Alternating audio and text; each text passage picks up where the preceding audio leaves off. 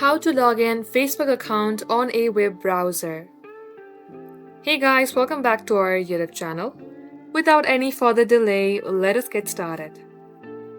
Open up any of your preferred web application. Then at the top search bar, you have to type in facebook.com.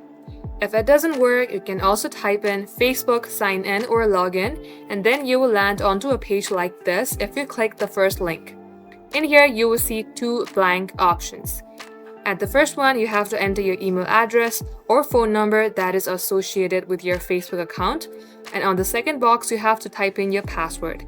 So make sure that you type in your email address or phone number and your password correctly. Once you do all that, you have to click on Login.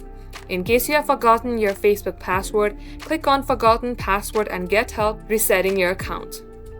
And as you enter all your credentials, you will get landed onto a home page of your Facebook account. Just like so, this is how you can do the same as well. That wraps up today's tutorial. Thank you all for watching the video till the very end. If it had helped you in any ways, then do like and subscribe.